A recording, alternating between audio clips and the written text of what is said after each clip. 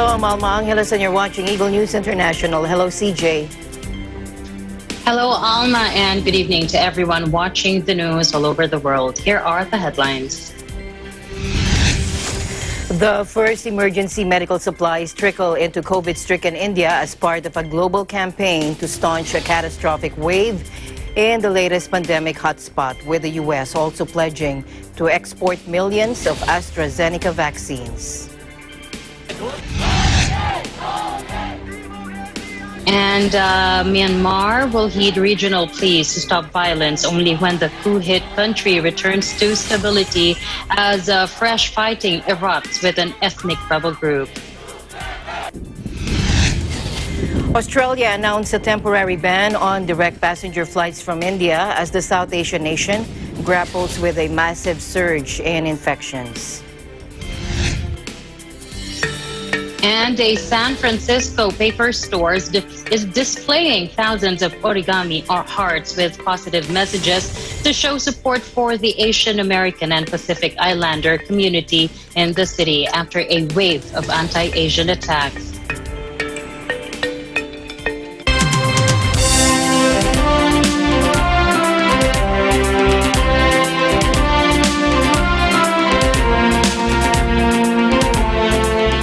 India is in a dire COVID crisis. The country's infection and death rates are growing exponentially, overwhelming hospitals, in contrast to some wealthier Western nations that are starting to ease restrictions. The virus has now killed more than 3.1 million people worldwide, with India driving the latest surge in global case numbers, recording over 350,000 new infections on Tuesday. President Joe Biden announced on Monday the U.S. would send up to 60 million doses of AstraZeneca vaccine. Take a look.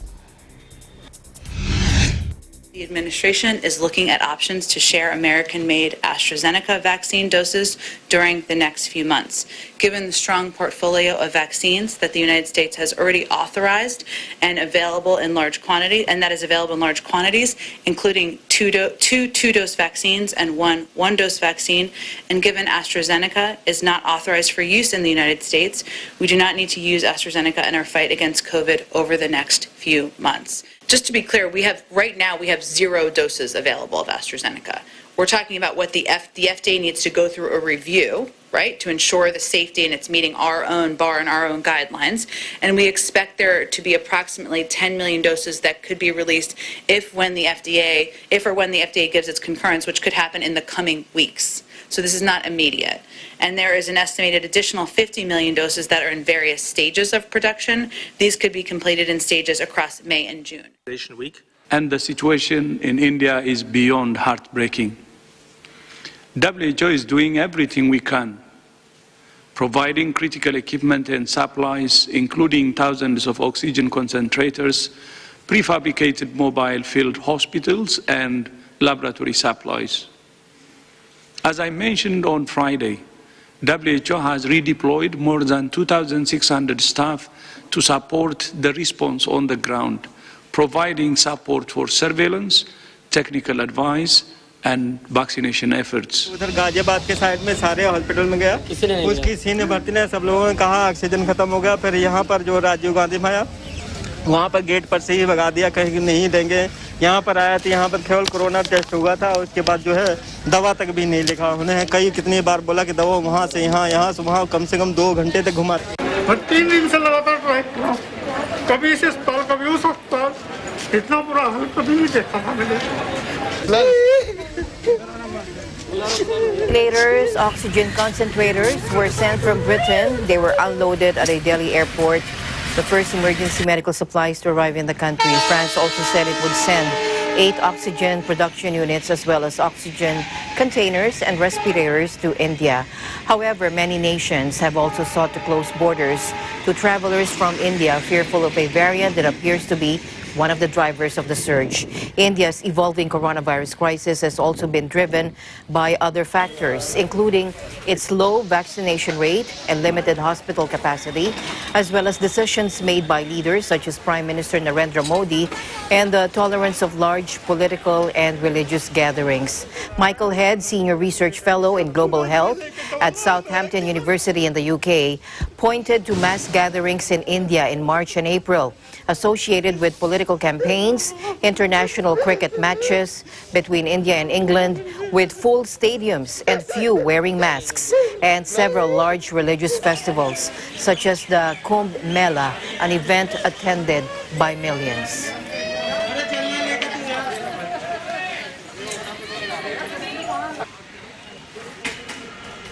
Crates of ventilators and oxygen concentrators from the UK were unloaded at New Delhi airport early Tuesday, the first emergency medical supplies to arrive in the country. Foreign Ministry spokesman Arindam Bagchi tweeted photos of the equipment being unloaded from a German Lufthansa aircraft in New Delhi, calling it international cooperation at work. Britain, one of several countries to announce sending help as India's healthcare system buckles under a huge surge in coronavirus cases, it's dispatching more than 600 pieces of vital medical equipment. In total, 9 airline container loads of supplies, including 495 oxygen concentrators, 120 non-invasive ventilators, and 20 manual ventilators, will be sent this week, according to the British High Commission in New Delhi. Until the crisis broke, Prime Minister Boris Johnson had been due to travel to the country Sunday, but the 3-day visit has been postponed.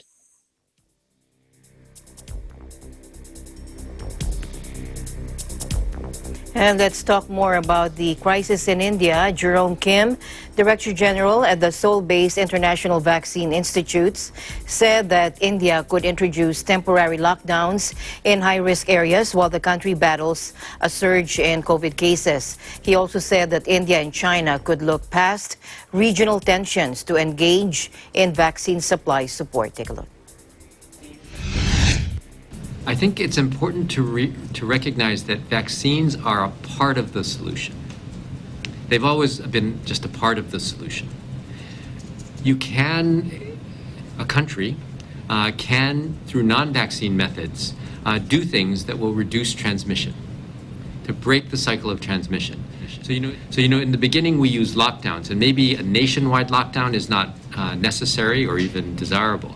But potentially the highest risk areas temporarily until the other measures can be put into place. And what other measures? So this would be a re-emphasis of masks, distancing, testing, isolation, and care. And to the extent that India potentially needs additional support for those measures, it should actively seek assistance.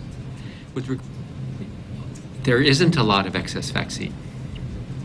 And the United States is talking about using some of its excess vaccine as a donation. It's mainly AstraZeneca. I think people here have heard that the Korean government is trying to secure some of that vaccine. But there isn't much additional excess supply. Another country that has excess supply is China.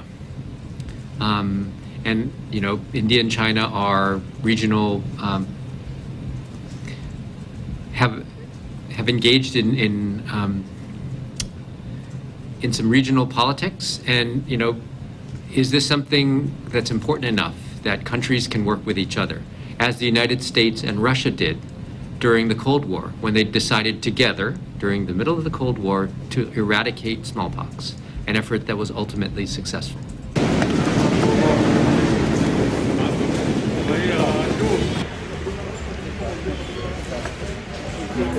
Meanwhile, the Myanmar junta said it would positively consider the ASEAN Bloc's suggestions to end the turmoil in Myanmar, but only when stability is restored. Here's Gila Pablo following the developments from Thailand with that story. Gila, tell us more. Yes, good evening, CJ. In addition to that, Myanmar's junta said Tuesday it will heed regional pleas to stop violence only when the coup-hit country returns to stability, as fresh fighting erupted with a major ethnic rebel group along its eastern border. Junta leader Min Aung Hlaing attended a weekend meeting on the crisis with the leaders of the 10-country Association of Southeast Asian Nations, his first overseas trip since he seized power. The leaders issued a 5-point consensus statement that called for the immediate cessation of violence and a visit to Myanmar by a regional special envoy. On Tuesday, Myanmar's State Administrative Council, as the junta dubs itself, said it would consider the constructive suggestions made by ASEAN leaders when the situation returns to stability in the country. The statement also said its neighbors' suggestions would be positively considered if it would facilitate the implementations of the juntas. Junta spokesman Zaw Min Tan said the regime was satisfied with the trip, saying they had been able to explain the real situation to ASEAN leaders. But ASEAN is not known for its diplomatic clout, and observers have questioned how effectively it can influence the crisis. The former U.S. ambassador to Myanmar, Scott Marcial, warned that the militarist response to the Jakarta summit showed signs of backsliding already. Since February 1, security forces have killed more than 750 civilians, according to the Assistance Association for Political Prisoners, a local monitoring group tracking the death toll. Back to you, CJ. Thank you so much, Gila, for your update there. We're hoping for things to get better soon. And please take care over there in Thailand. Same to you, CJ. Again, I'm Gila Pablo from EBC ASEAN Bureau, and we live in interesting times.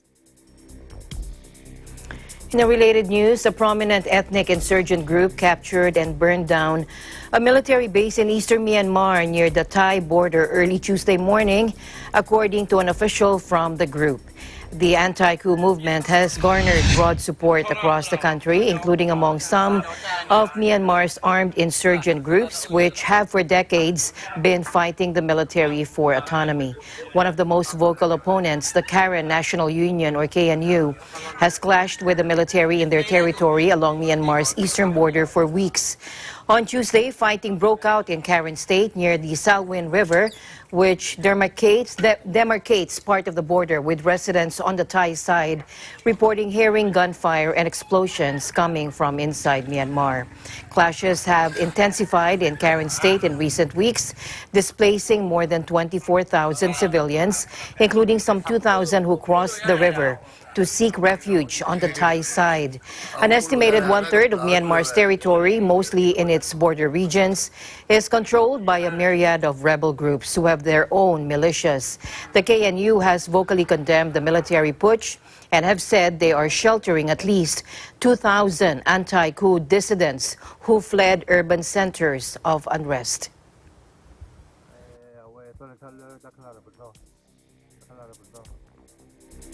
The World Health Program Director General Tedros Adhanom Ghebreyesus said the COVID-19 pandemic continues to intensify at a global level, and noted that there were almost as many cases globally last week as in the first 5 months of the pandemic. Take a look. Globally, the COVID-19 pandemic continues to intensify. Cases have now increased for the 9th straight week, and deaths have increased for the 6th straight week. To put it in perspective, there were almost as many cases globally last week as in the first 5 months of the pandemic, and the situation in India is beyond heartbreaking. WHO is doing everything we can. The situation in India is really heartbreaking, as the Director General has said, and the exponential growth that we've seen in case numbers is really, truly astonishing. We have seen similar trajectories of increases in transmission in a number of countries. It has not been at the same scale, and it has not had the same level of impact and burden on the healthcare system that we've seen in India, but we have seen similar trajectories where the incidence was almost vertical if you looked at that epi curve. This can happen in a number of countries, in any countries, if we let our guard down. I'm not saying that India has let its guard down, but I'm saying we're in a fragile situation.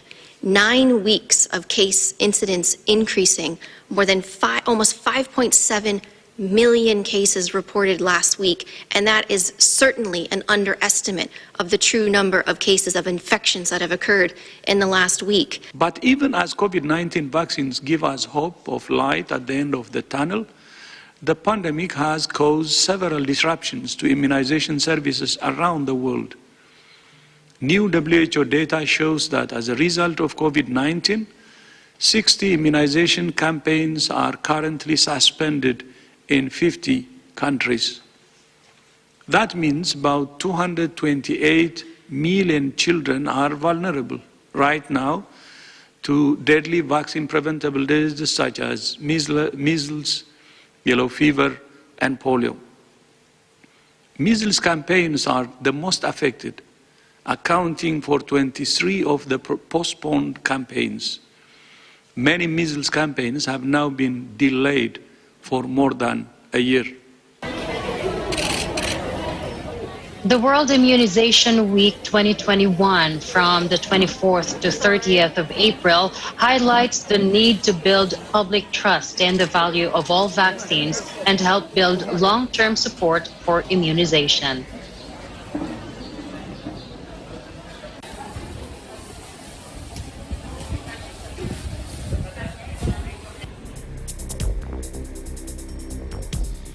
And let's get the latest coronavirus situation in France. Joining us live is Febeline Calpo. Hello, Febeline. Hello, Alma. Good evening. Good evening. Go ahead. Okay. 3 weeks ago, President Emmanuel Macron announced a third national lockdown in order to push back a third wave of COVID-19 infections. Hospitals, and especially the intensive care unit, were overwhelmed by new coming patients. With the death toll exceeding 100,000 in April 15, some hospitals had to go as far as closing operating rooms to welcome new patients. But with the help of the new restrictions, the number of infections is stabilizing. Last Thursday, the French Prime Minister Jean Castex announced a reopening schedule mostly targeting schools. Elementary schools and kindergarten will reopen on April 26th, and junior high and high schools will reopen on May 3. Also, the executive is thinking of a campaign that should be led after spring break to encourage junior high and high school students to use self-test screening as advised by the Scientific Council. There is also a plan to ease up the restrictions by suppressing the 10-kilometer travel limit on May 2nd. And thanks to the acceleration of the vaccination, they are discussing reopening terraces, non-food sectors, and cultural places in mid-May. Concerning the vaccination, the second liners will soon be vaccinated in priority, though they'll have to fill two conditions: being older than 55 years old and have a job that's considered at risk. The Ministry of Labor imparted a list of occupations to put in priority, including waste collectors, bus drivers, bakers, maternal assistants, and the like. The government is highly convinced that in mid-May, they will reach their target of 20 million people vaccinated of at least one dose, and that the number of infected will decrease to 20,000 new cases a day. Back to you, Alma. Thank you very much, Febeline, for your updates there in France, and looking forward to more because we're very interested in what's happening there. Thank you very much. Stay safe. Yes, thank you, Halma, for having me. And I am Febeline Calpo, reporting from Marseille, France. For Eagle News International, we live in interesting times. Now, Bloomberg reports that Thailand is reworking its vaccine strategy as a month-long soft lockdown to contain its worst wave of COVID-19 infections deepens an economic crisis and risks plans for reopening the crucial tourism industry. On Wednesday, Prime Minister Prayut Chan-o-cha will meet industry groups, including the Thai Chamber of Commerce and the Tourism Council of Thailand, to discuss ways to accelerate a vaccine rollout that so far has reached less than 1% of the population. While neighbors such as Malaysia, the Philippines, and Vietnam have not fared much better in their vaccine rollouts, tourism-reliant Thailand's plan to reopen its borders hinges on achieving herd immunity. Until 4 months ago, Thailand had been relatively successful at containing the outbreak. Since mid-December, however, the country has seen 2 waves of outbreaks, the second one worse than the first. Businesses have been demanding a faster vaccine rollout, with the private sector funding a portion of the cost. The tourism industry in Phuket, the nation's most famous resort island, is pushing ahead with a plan to inoculate 70% of the local population by July so it can welcome back vaccinated tourists without requiring a quarantine.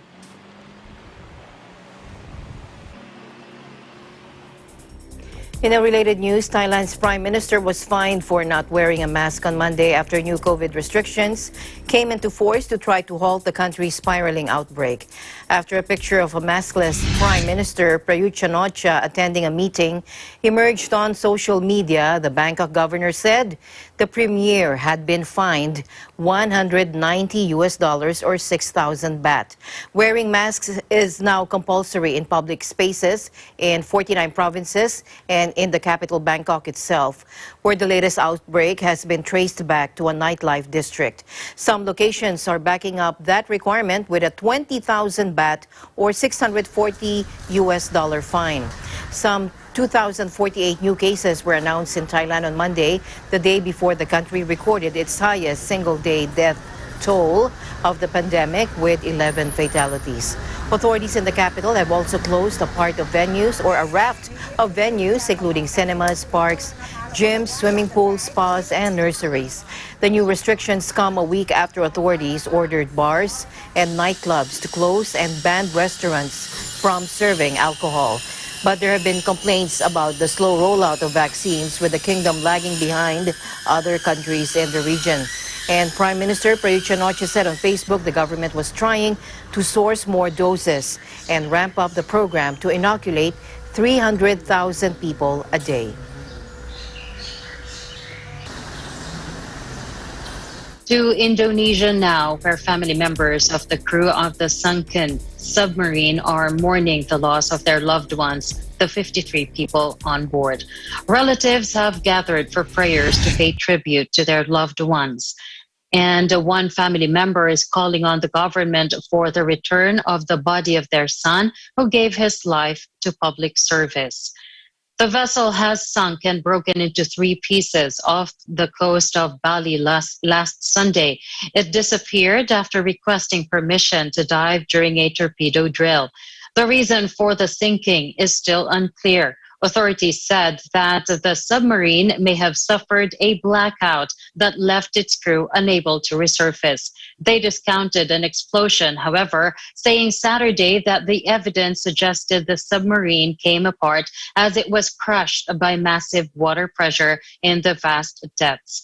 The military said the submarine delivered to Indonesia in 1981 was seaworthy. The model has been used by more than a dozen navies around the world. Search teams spotted an oil spill where the vessel was thought to have submerged, pointing to possible fuel tank damage and a catastrophic accident.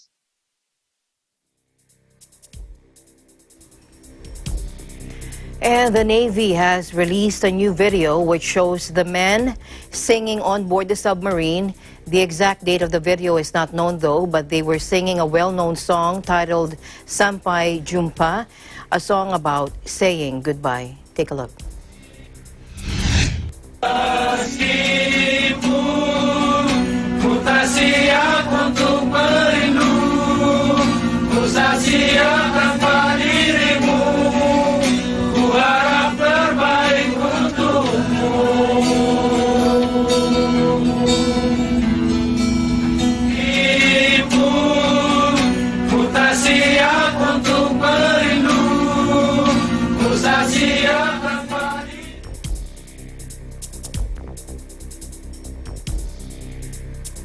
A leaked interview with Iran's top diplomat caused a stir. Among other things, Foreign Minister Mohammad Javad Zarif said Russia had wanted to stop Iran's 2015 nuclear deal. He also criticized top Iranian military commander Qasem Soleimani for pressing military gains over diplomacy. Soleimani was killed in a U.S. drone strike in 2020. The conservative Fars news agency criticized Zarif for presenting himself during the conversation as a symbol of diplomacy, contrasting with Soleimani as a symbol of the battlefield. Foreign Ministry spokesman Saeed Khatibzadeh said Zarif's comments in the 3-hour tape were confidential and should not have been released. Ministry spokesman Khatibzadeh played down the controversy, noting that Zarif said in the tape his statements are his personal opinions.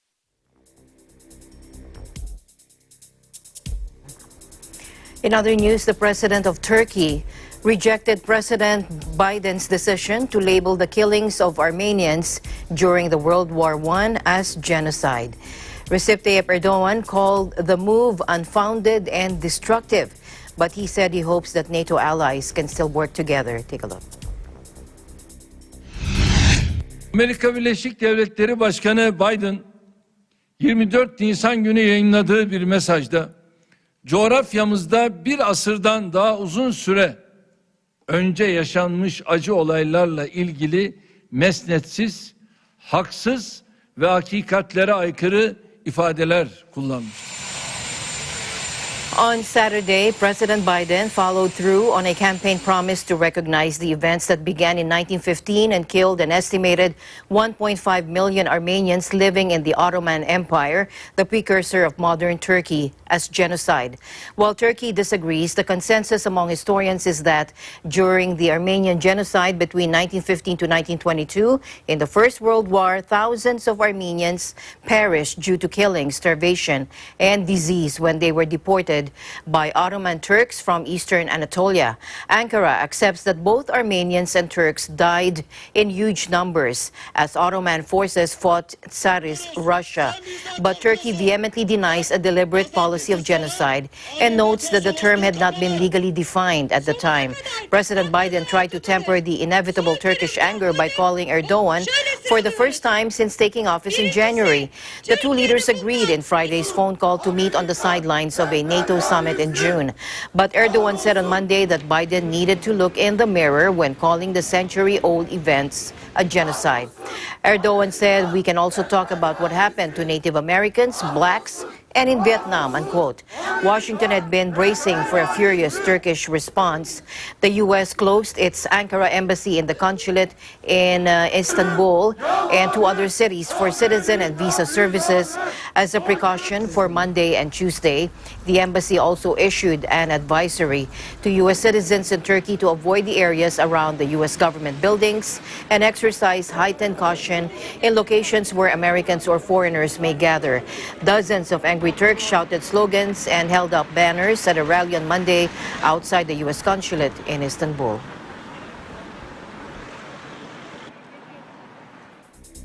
Burkina Faso security forces launched a massive manhunt on Tuesday after the abduction of 3 Westerners along with Burkinabe national, as a top security source warned at least 2 of them may have been killed.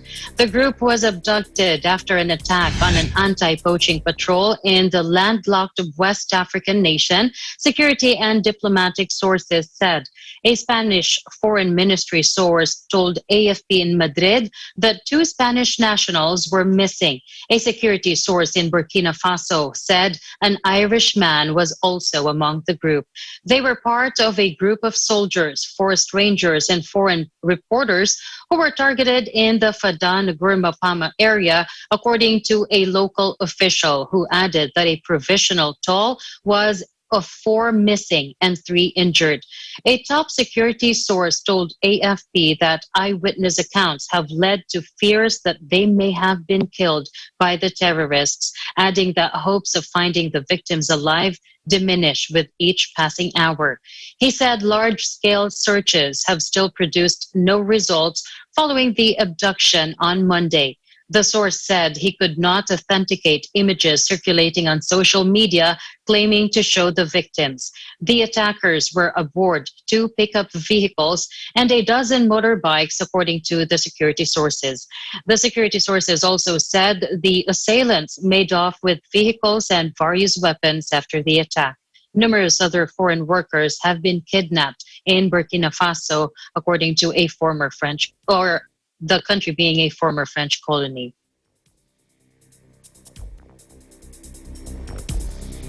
In other news, Russia's life expectancy last year dropped for the first time in nearly 20 years, according to figures released today, with officials blaming the COVID pandemic for the decline.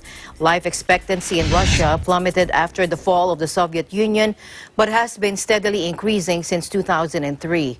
In 2020, however, it fell to 71.5 years, compared with 73.3 years in 2019, according to the ministry's figures. Health Minister Mikhail Murashko earlier this month linked the coronavirus pandemic with both negative demographic trends and a decrease in life expectancy. Speaking at his annual televised State of the Nation address last week, President Vladimir Putin described the demographic situation in the country as alarming and said saving the lives of Russians was the Kremlin's highest national priority. He said he wanted life expectancy in Russia to reach 78 by 2030.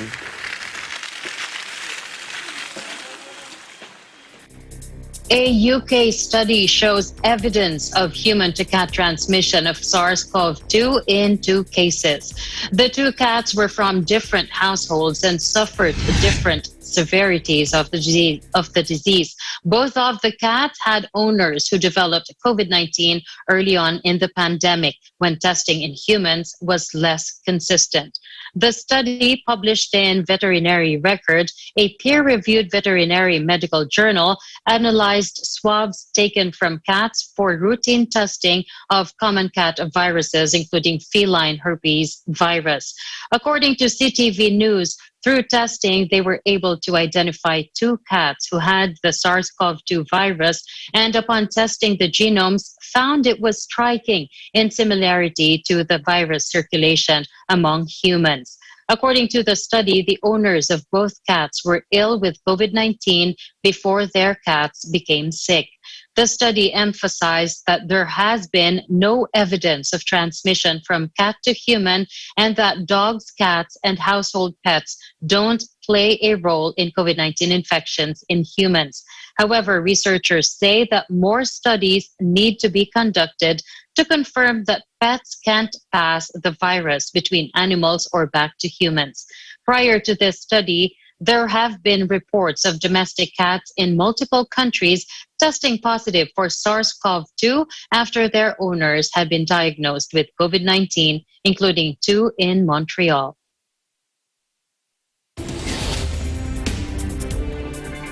And the news continues here on Eagle News. We'll be right back.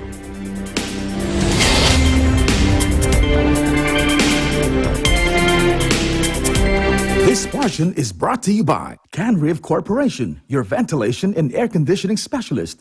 Services offered: supply and installation of elevators, escalators, air conditioners, ventilators, jet towel, hand dryers, generators, access control system, factory automation, and modernization. For more info, please contact Ami Kanke at 0915-263-7198 or 0998-900-3224. Mula noon hanggang ngayon, gabay natin ang MTRCB ratings sa matalino at responsableng panonood.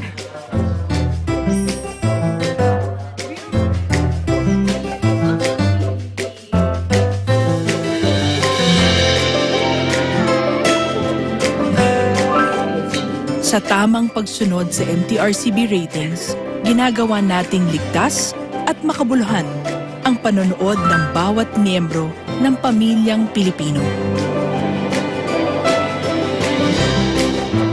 Lipas man ang panahon, hanggang may pamilyang Pilipino, andyan ang MTRCB.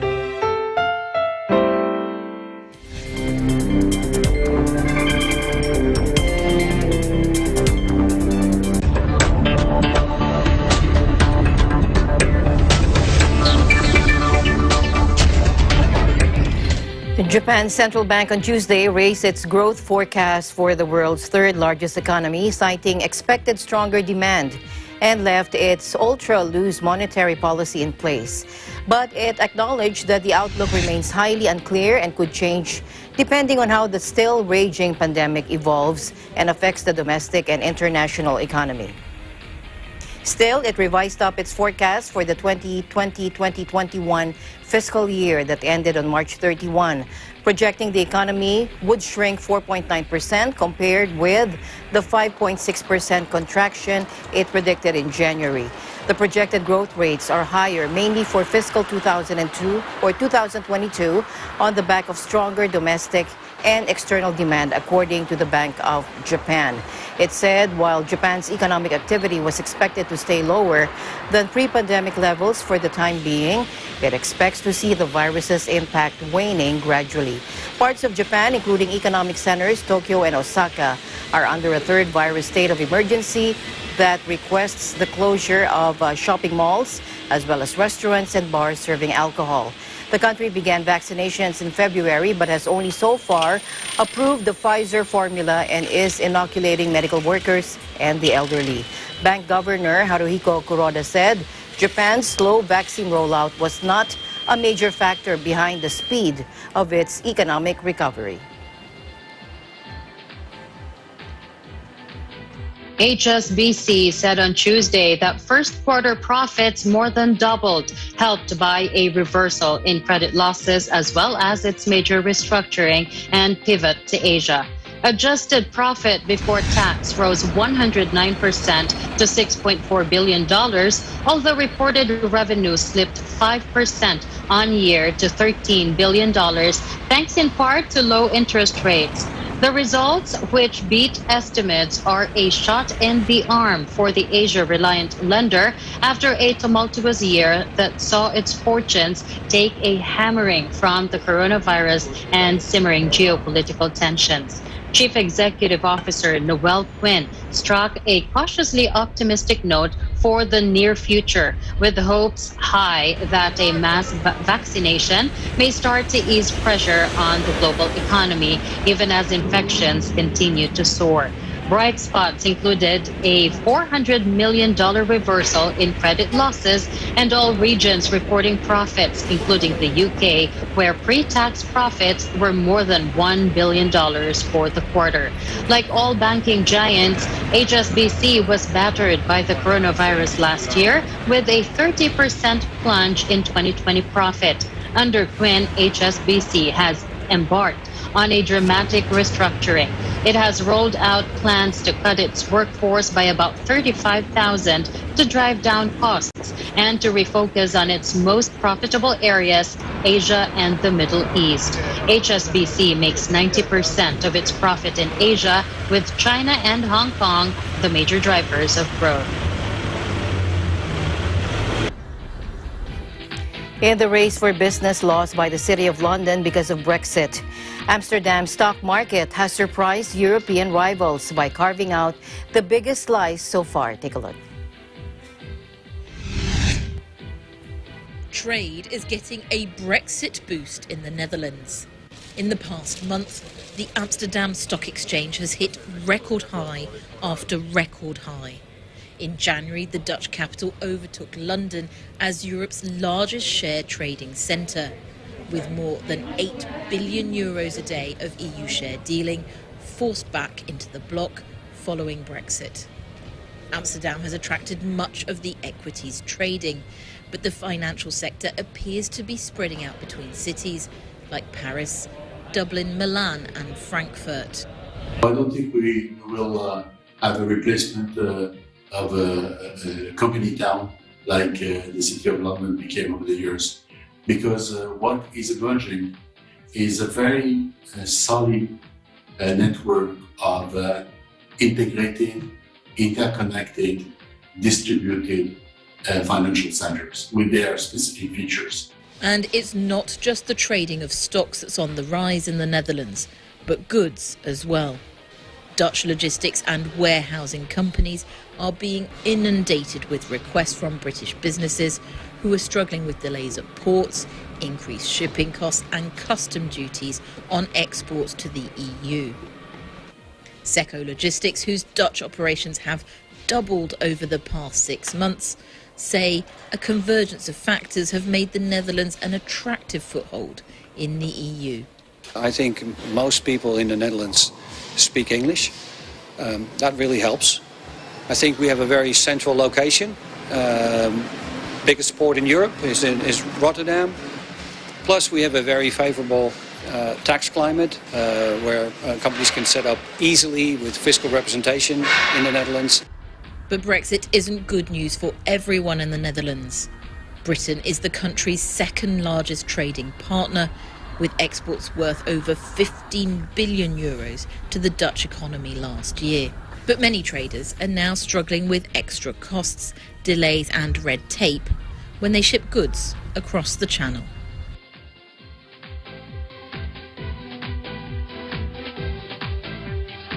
Australia on Tuesday announced a temporary ban on direct passenger flights from India as the South Asian nation grapples with a massive surge in coronavirus infections. Take a look.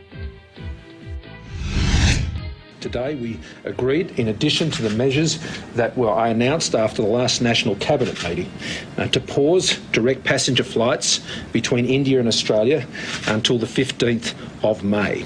It will be reviewed prior to that time in terms of any further extension of that pause in those arrangements. It follows similar moves by countries including Canada, the United Arab Emirates and Britain to halt or restrict flights in response to the spiraling COVID crisis. Morrison also said Australia would send medical aid, including oxygen tanks, ventilators and personal protective equipment to India as its health system strains under the growing caseload.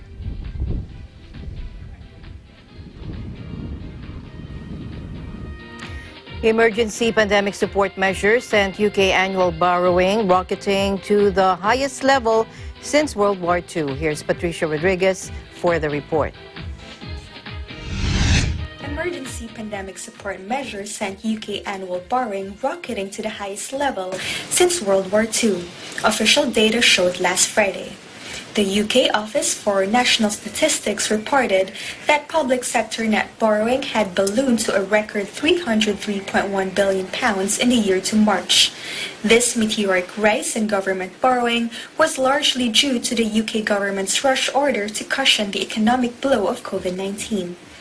This represents an over 430% increase in borrowing compared to the previous fiscal year. In March alone, borrowing had hit £28 billion as taxation receipts and national insurance contributions tumbled. To date, total debt now stands at around £2 trillion, or 97.7% of GDP, the biggest proportion since the early 1960s. Prime Minister Boris Johnson's government has spent £352 billion in emergency measures. This was spent on the furlough scheme, which have paid the lion's share of private sector wages for millions of Britons. The UK Office for National Statistics confirms that the impact of the coronavirus pandemic had subsequently driven the increase in public sector borrowing and debt. To note, Britain is one of the hardest hit countries in the world by the coronavirus pandemic. Reporting from London, United Kingdom, I am Patricia Rodriguez. We live in interesting times. While the coronavirus crisis has depressed most sectors of the economy in Brazil, the country with more dogs than children splurged much attention and money on its pets in 2020. Watch this.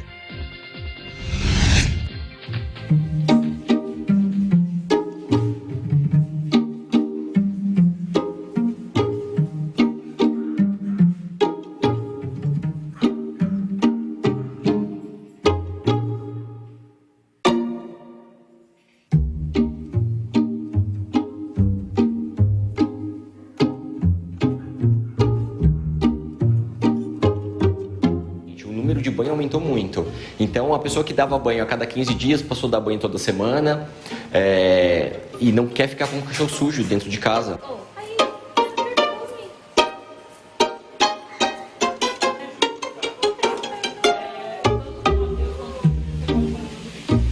No meu caso, ela já é tipo minha melhor amiga, então a gente sempre trata ela como se fosse uma filha mesmo, mas eu conheço gente, eu tenho amigos que adotaram um cachorro agora na pandemia porque moram sozinhos.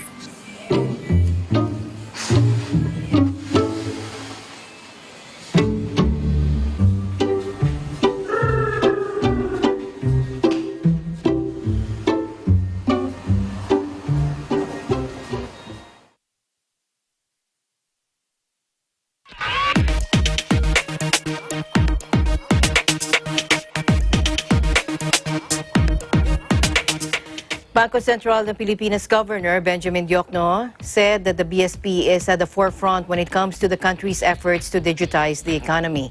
And the government also stressed that financial digitalization is a big help to many Filipinos, especially during this pandemic. Take a look. Moving on to the final part of this speech, which is the vision of a new economy, one that is stronger, digitalized, and more inclusive. The BSP is one with the government in pursuing not only recovery, but a future for the Philippines that is much better than its pre-COVID state.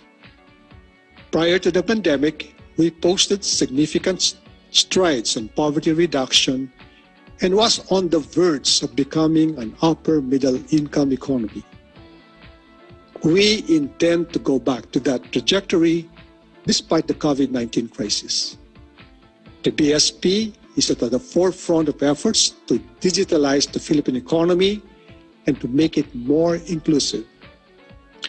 Last October, we launched the Digital Payments Transformation Roadmap. Under this roadmap, by 2023, we want half of financial transactions in the country done digitally and at least 70% of Filipino adults to have financial accounts. With financial digitalization, access to financial products and services become accessible to more people. The BSP issued frameworks for enhanced risk management, open finance, and digital banking. We also launched a program called Digital Pera, or the Personal Equity and Retirement Account, which allows Filipinos to save and invest for retirement using mobile devices. We are seeing good progress in achieving our digitalization goals. The percentage of Filipino adults with formal financial accounts increased from 22.6% in 2017 to 28.6% in 2019. The volume of financial transactions done digitally rose from only 1% in 2013 to between 17 and 18% in the first half of 2020. Over the near term, we expect exponential growth in digital financial transactions and the number of people with formal financial accounts. Last year, over 4 million electronic accounts were created. Financial digitalization has helped most of us adapt to these changing and challenging times. The fruits of this advocacy have become a survival tool during the lockdown and enabled us to continue with our transactions within the safety of our homes.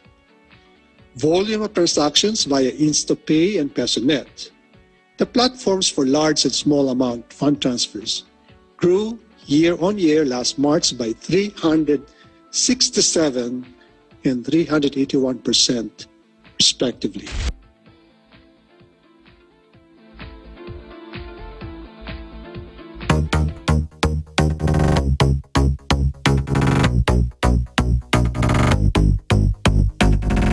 Finally, in our news, a San Francisco paper store is displaying thousands of origami hearts with positive messages to show support to the Asian American and Pacific Islander community in the city after a wave of anti-Asian attacks. Linda Mihara, an origami artist and owner of the paper store Paper Tree, says she has received over 4,000 origami hearts, which she now displays in her store's window. Take a look.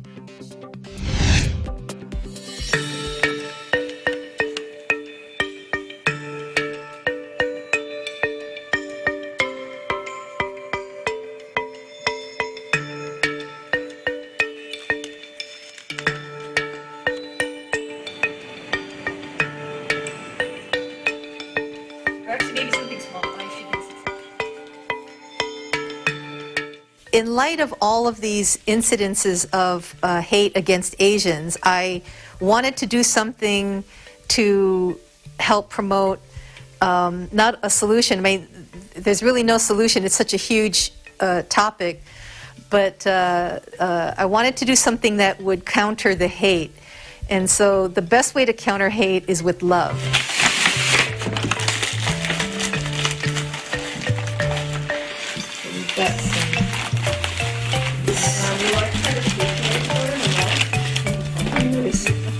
After the first week, we got 1,000 hearts, and so then the hearts kept coming in.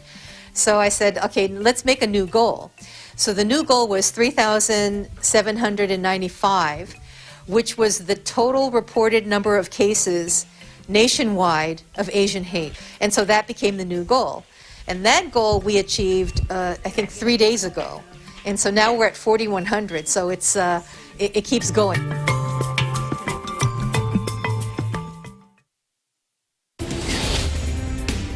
Such a sweet initiative. Yes. But you know, I just do not have...